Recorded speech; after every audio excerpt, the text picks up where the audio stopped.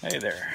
So this is Dave from Partlow. Actually, Dave from a different state. We up and moved, and so been going through the process of trying to figure out where I can hunt at. We moved to Tennessee, and so I thought what I'd do is a video series on the process I went through to decide best opportunities to hunt, and then what I decided, and then what actions I take in that regard, and what's worked out and what hasn't, and go through that whole process. But anyways, it's gonna be a little boring maybe, but it's a decision tree that kind of walks through what I consider for best places to hunt. And again, I'm not a professional. I got no sponsors or anything. I'm just a guy with a passion for hunting and taking advantage of the things around me the best I can within a budget. So anyways, you might find this useful, maybe not.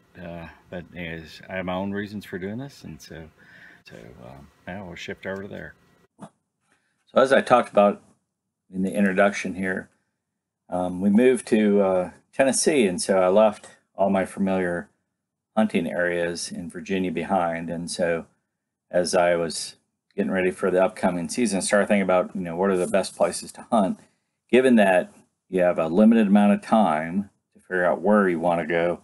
And once you figure it out, how much time and effort will it take to set you up so you can hunt there. So to be most efficient, I decided to do some analysis on this, and also the fact that I have a limited amount of money that I can spend on hunting. So each year. And so what I did was, and for some people it's like way over analytical, but for me, the places that I think are available where I live, and this could vary depending upon where you live, but for me it's public land, family or friend. I could lease a place, the government, or I could buy a place. And so given each of those, then what's the cost? How much do I have to pay to do each of these? If I make improvements, investments on them, who owns them, and where do they go?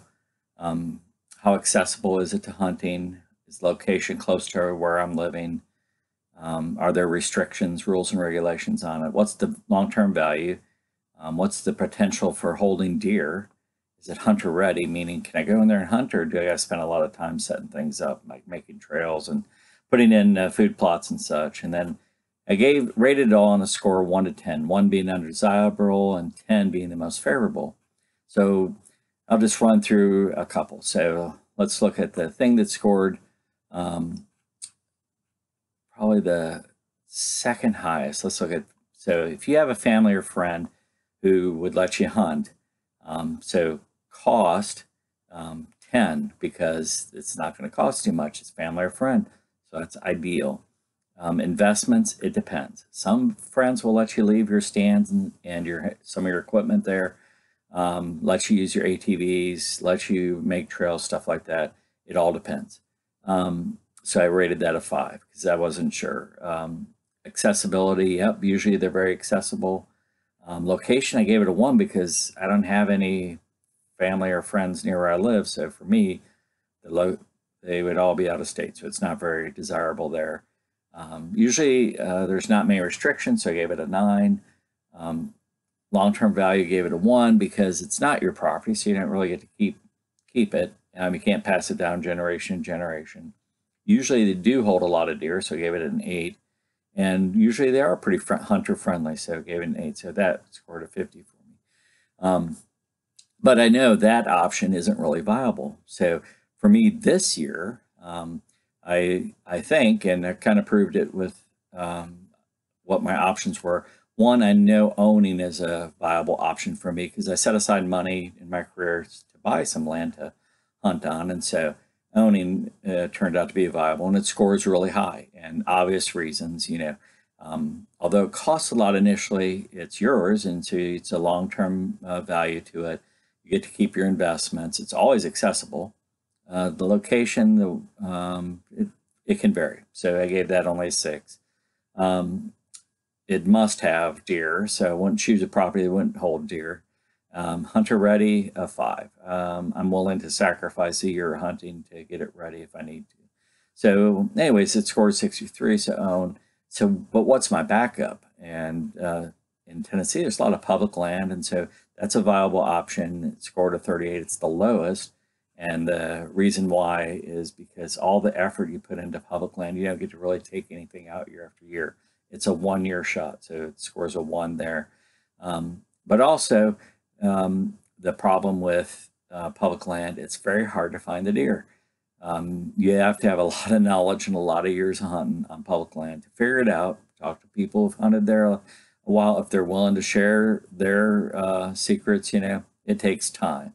So you're looking at several years investment to make public land really productive. So for me, it scored a 2 this year. So let's hop over to government. So I don't know how many people hunt on government installations, but military bases, if they have a lot of acreage, generally have a program for recreational use and hunting by the public. Now, you have to go through their rules and regulations, and you have to comply with everything that they set up in order to do it. But once you go through that process, the hunting usually is pretty good there. It does cost an additional fee to your license, but it's usually not that much. The downside to it is like anything like the public, you don't get to keep your stands. I mean, everything you hunt on, and you have to, if you bring a pop-up blind in, you got to carry it out with you. Same with your climber, or if you put up a ladder stand, you got to be willing to take it out that night or risk losing it. It's generally fairly accessible during hunting season. Very few things shut it down. The location, it all depends where you're at. For me, there's not many really that close to where I am, so it's not very accessible. Although I do plan on going back to Virginia and hunting again this year on a military base. They do have some restrictions you have to get used to, so it's a little bit different. There's no real long-term value. You can't pass it down.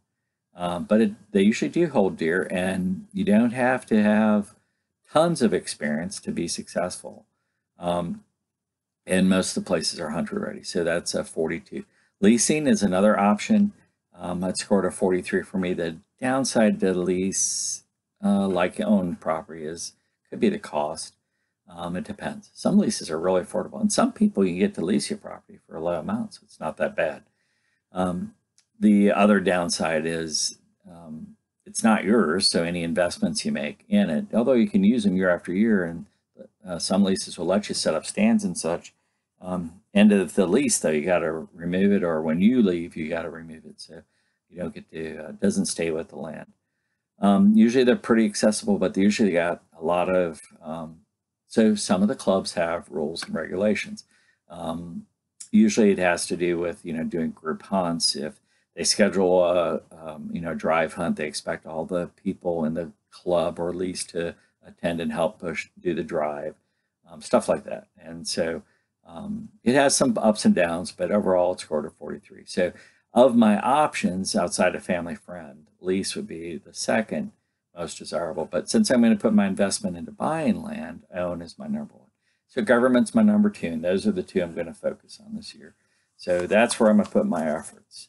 I know it's a little over detailed, but this leads right into the next section that I got, where I talk about how I chose the property that I'm going to hunt, that I purchased for hunting on in Tennessee.